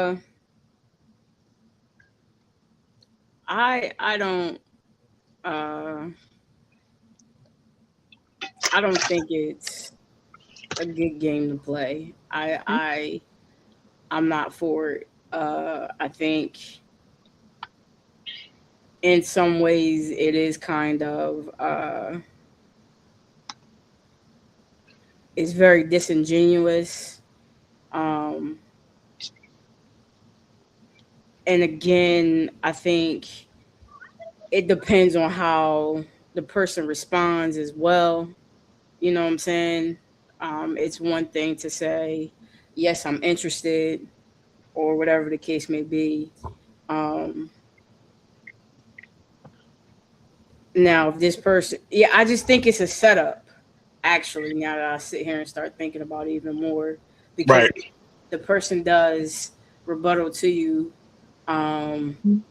You know, I would love for us to have a relationship and things of that nature, and she doesn't feel that way, and the whole reason why you was talking to me was just to see what I would say. That's not, like, you just played with somebody emotions. Ooh. You know what, Leanne? I'm sorry, but you're right. It might be some cruelty in there. That might be cruel. And what I'm saying, because men, they say that most men are not even getting physical with women. Like, this is a long time. Men are not being intimate with women. So now she opens the door and you feel like, oh, well, maybe we could be more. And like, it's a game. I don't want you either. Ha ha. Now I want to be your friend. Now I lost a friend and everything because you want to play a game. Dang. That's cruel. I just think there's better ways to go about finding the wolf in your pack. If I've presented nothing and haven't done anything to you to make you feel uncomfortable in a certain type of way, especially when we're in one-on-one situations, and I've always been there for you and stuck by you like a friend. Right. Whether or not that person, and this is just my feeling, whether or not that person wants to have sex with you or not is not my problem. Because you haven't put me in a situation or given me any reason to feel uncomfortable or unsafe around you. Right. If we're in there and that's the way that you feel like you want to have sex with me, and you make me feel uncomfortable or unsafe at any point in time, then you know, of course, I'm a dead you. Right. But if we can be friends, you want to have sex with me and I don't want to have sex with you, but you can still treat me with respect and hold this friendship down like no other, then I don't understand why we still can't be cool. Long as you are grown enough to control yourself and your emotion and respect the boundaries. Yeah. Exactly. Wait, so Donnie, what was the point of her doing this again? The whole point of her doing this was to do what? I'm sorry. To weed out people who have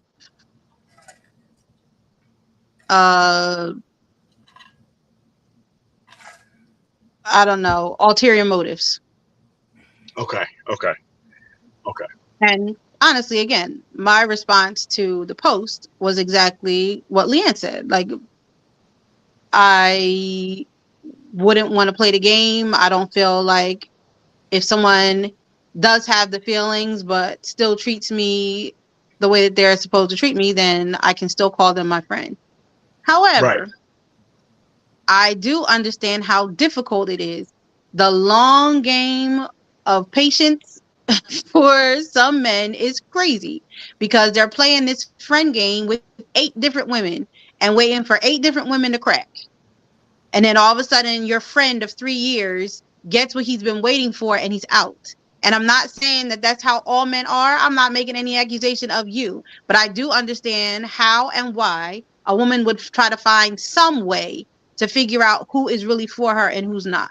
And what you're saying is almost, you're almost giving the impression that almost all men will crumble or most men will crumble. And that was another man's response was if he wouldn't say yes, then he's probably gay. But I don't feel that that's the case. I feel that there No. are No. men who would still say, I value what it is that we built enough to say that I wouldn't do that. And there are also men who would say, okay, if this is really how you feel, let's pursue the feelings without pursuing it sexually. And that's my only point. I feel like women There's always outliers. There's always outliers, right? Hold, D. I got in there first. Okay, go ahead. I feel like that again is a setup because Yes. while I understand what she supposedly is trying to do, I don't. To say, hey, some men might already see this for what it is, a game, and still give you the answer that you were looking for, which was a no, and then finesse their way in there down the line, and you might still end up in the same situation that you were trying to avoid in the first place. Also, if you are basing whether or not to stop talking to me off of the fact that I told you the truth, that is another issue for me. That means we're not really friends anyway, because I can't say my honest opinion and feelings around you. And there was another point that I had, but Darrell threw me off. I feel like we're not friends if you're playing games with me, right? I don't play games with my friends, for one, right? I don't do things to test my friends, for two, because that's not what you do as in friends, in relationships. You don't do those things, right? Because your feelings, or you'll see things that people do, which will lead you to your decision that you make for the most part. Second of all, what I said with the whole thing is that if I could see something with you, I don't think all men are going to say yes, because you may not be my type. You might not just be my type, right? You might not be my type of John. So I'm gonna say no, because you're not my type. You know what I mean? Like, we could be friends. Just because we're friends don't mean I want to take you down for some. Again, there's always gonna be outliers but for the most part, if you're not my type, I might be like, nah, that's not really what I'm on with you, because you're not my type. But I said, if you're my type and I can see something with you, I might be like, yeah, let's do this, because we've been friends. And as friends, you go close to people too. Sometimes we tell friends a lot of our business. We know a lot of stuff about each other, right? And to now take it to the next level, if I'm like, you are attractive and I do like the way you move and I know how you did it, and we're both saying it could happen. So, but again, I don't think it's wrong for me to say, I do like you. And if you're offering it to me, like, all right, let's do this. This could work, right? We're good friends, and friends can be very intimate, right? Friends can share a lot.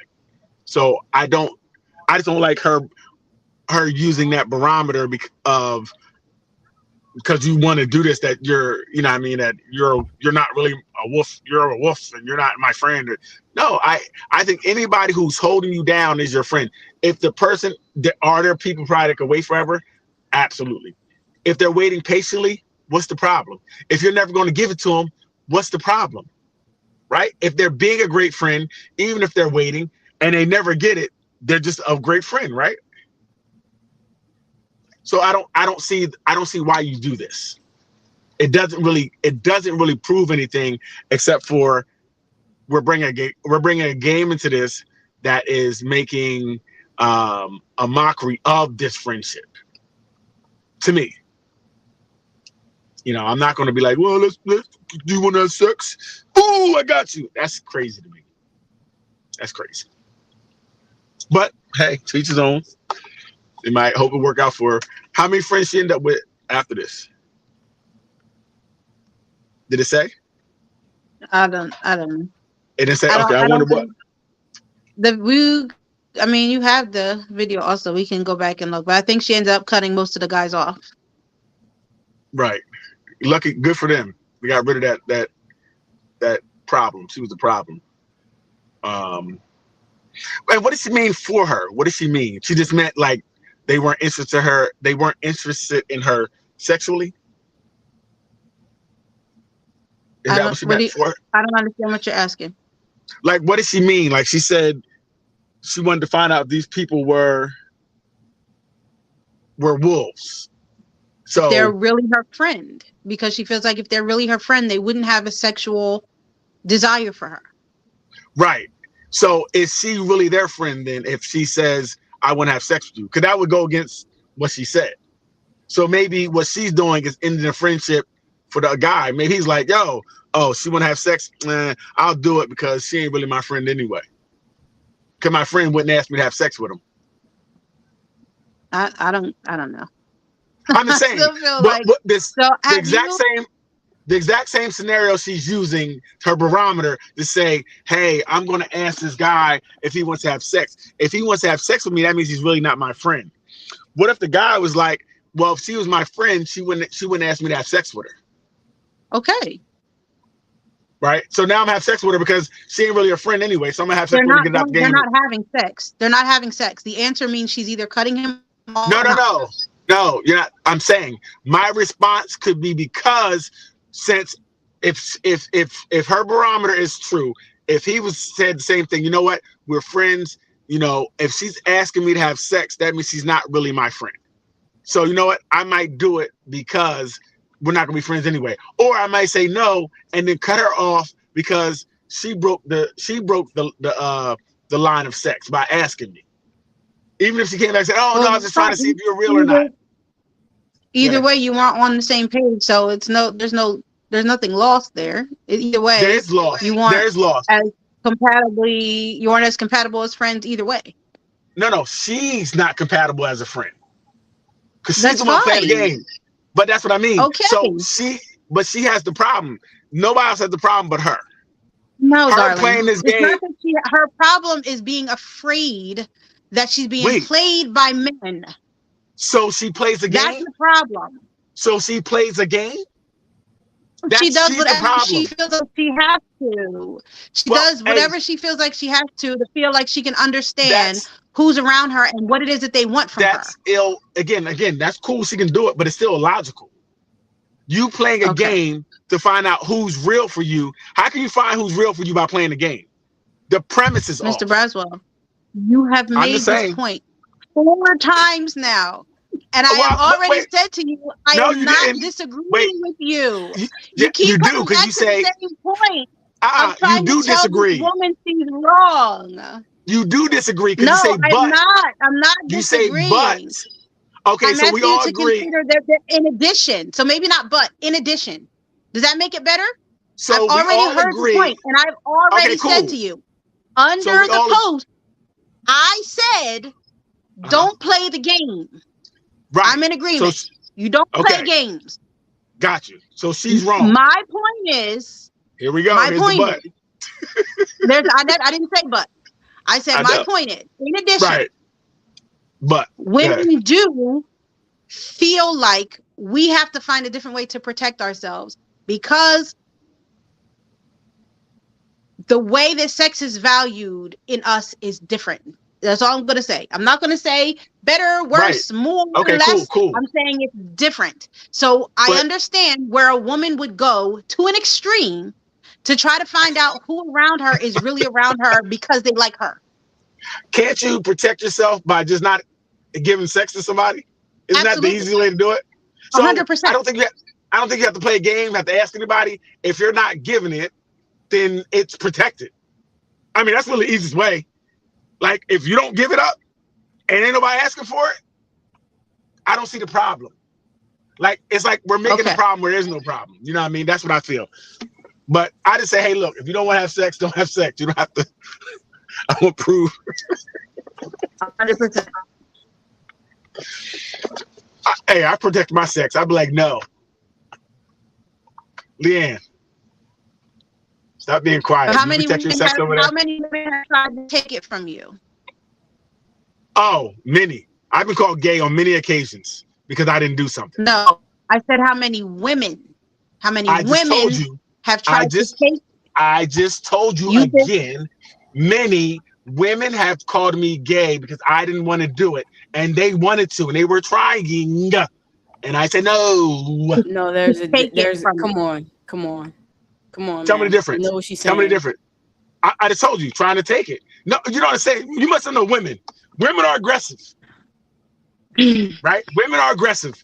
You maybe not your women, but they try to grab, they try to persuade, they try to kiss, all the things when you said no a million times. But at the end of the day, can they overpower you and take what they want? No. Most not, unless they had a gun or something. Most likely not. Well, it's not the same in reverse. Wait a minute, but this is different. But now we're having a different conversation. But no, we're going to say, first of all, if we're just talking about the asking stage, there's no overpowering in the stage where I say, or she says, or I asked her, does she want to have sex with me?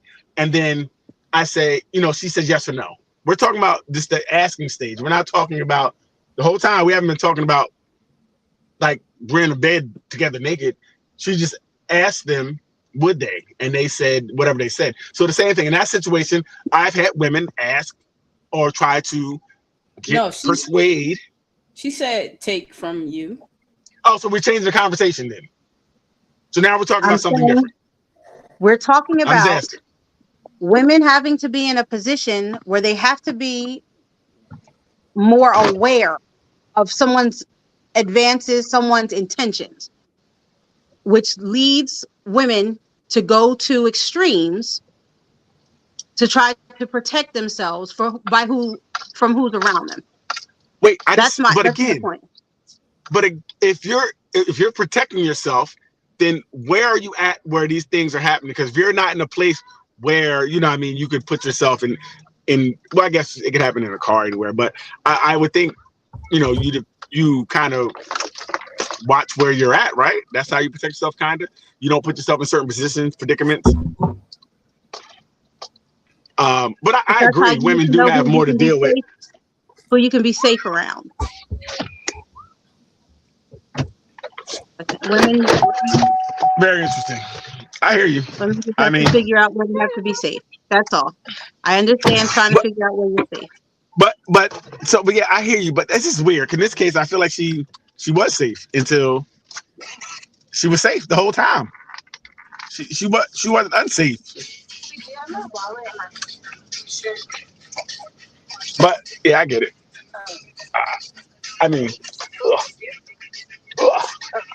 Very interesting.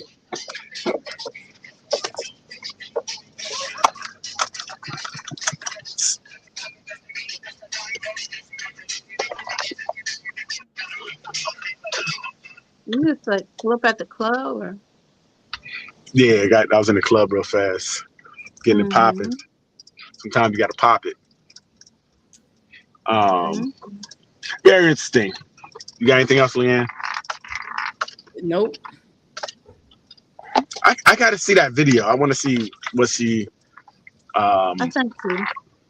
What the It's in our group chat. What's the conclusion? All right, I'm gonna check it out. I wonder what's the conclusion of it. Just to see. Very interesting. But it's a very interesting debate. And I'll take one step further. If you go to the post if you go to Instagram and see the original post, okay, he actually responded to my response. So if you wanted to go to her directly, you could. I'm just gonna give her a link to the video so she can say, hey y'all, and maybe she'll chime in. Maybe we can invite her next week.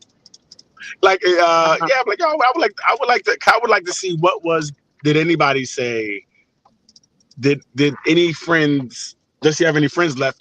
And did the relationship change at all by her, posing that question?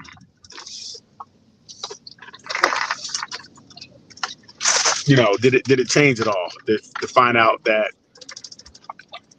do they look at her differently now? Even if I said no and I found out, well, I was just testing you anyway. Does that change your relationship? Would you feel that would change the relationship at all?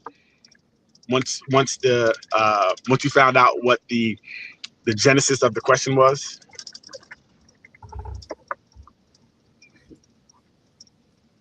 Because I think I would be upset, I think. Yeah, I would definitely feel some type of way. Right. Because for a few reasons. One, because basically you're saying you don't trust me. Right. Exactly. And two, you're asking me stuff like that doesn't matter. Like, why are we here? Right.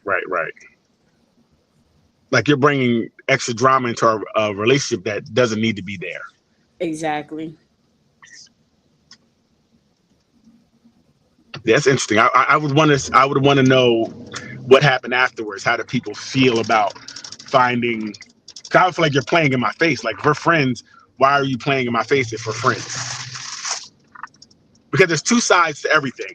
Her, what she may have intended it to be, and what I felt about it still could be very different. You know what I mean?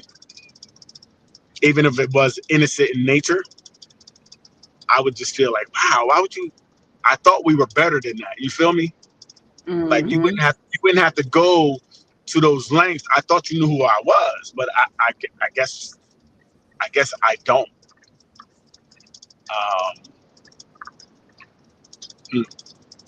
Very interesting.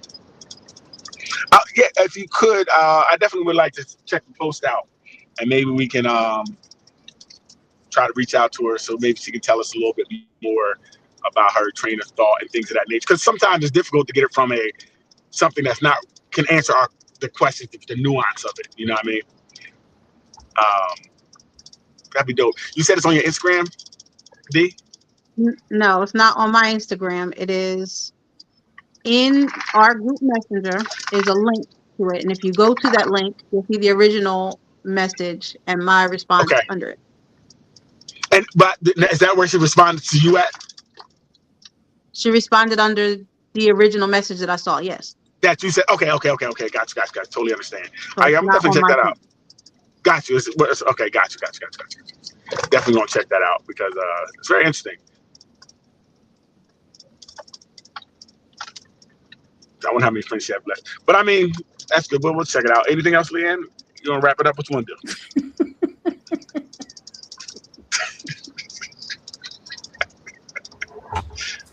I don't know what's funny about that, Leanne. It's 10 o'clock. Oh, yeah, it is late. This is the second time you've asked me that question. I know, because you didn't say nothing the first time. Usually I did say something the first time. I said, no, I have nothing. And you went on another tangent to try to prove your point. And you know what? I let you. And you know what? I asked a different question. Props, because ordinarily I would have cut you off. You couldn't cut me off because there was another question asked about how you feel. I let you cook. Because I'm the only one cooking over here. That's why I cook with grease. Now this is a very, very good discussion. I really want to I definitely wanted to see more about it. And next week we're gonna talk about it's okay to play games in your relationships. Do you test your partner? Why though? When we've already discovered that there should not be for joining us tonight. I appreciate you all. Make sure you See? hit us up on Facebook, Leanne, the voice of wisdom. YouTube, Hey, our Instagram, and our TikTok. where's Show Vaughn us when some I need love. him? And we Where's will not Vaughn when be I need talking him? about That playing you games. make sure that you I'm gonna have subscribe, Vaughn. I'm gonna have like, Vaughn on here next week. comment, and Like let us know and what you comment. think. Rage bait. Until next time, y'all be blessed. Hey, Bye.